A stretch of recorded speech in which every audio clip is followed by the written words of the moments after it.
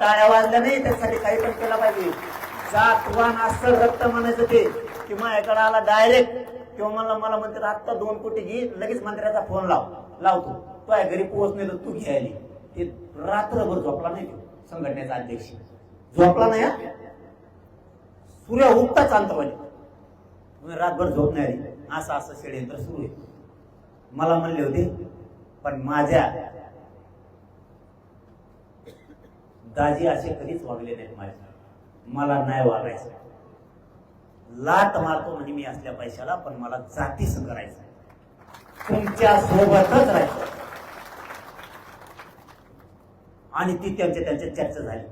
Photo बी आलेत आमच्याकडे, photo आहे ना, कोण आहेत ते ठरवणारे फोटो बी आलेत, मंत्र्यासंघ आलेत, आमच्याकडे सगळे आलेत. बोलणाऱ्याचा विषय सांगतो, कशाच्या जीवावर बोलते, कशाच्या जीवावर बोलते. पण मी ते नाही दाखवलं, कारण शेवटी मला असं वाटतं, ते शेवटचा शब्द सांगतो, मला असं वाटतं माझेच भाऊबंद आहेत, बदलतील, नाही करणार समाजाच्या लेकराचं वाटलं, बदलतील. मी भेट नाही, तुम्ही काहीच नाही, तितका पुढचा मी आहे. तरीही मला तुमच्या विरोधात जायचं नाहीये, सावध व्हा.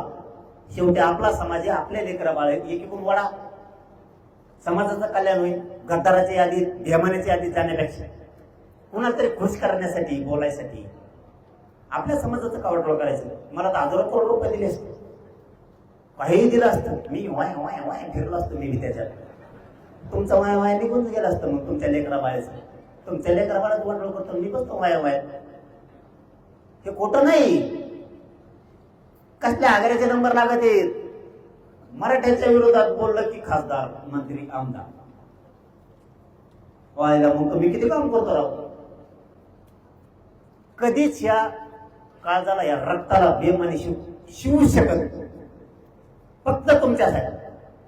आणि ह्या विषय अर्पण केले तुमच्या पायावरती. कधी मरण येऊ दे, पण समाजासाठीच येईल. आणि तुमच्या लेकराच्या चेहऱ्यावर आनंदच दिसतो. किती टोळ्या येऊ द्या, किती टोळ्या, ती टोळी बंद पडली लगेच. त्या संघटनाचा ना प्रेस घ्यायचं ठरलं होतं, तारीख पण डिक्लेअर झाली, प्रेसची तारीख डिक्लेअर झाली. काय झालं माहितच नाही काय झालं. आणि आरोप करतात.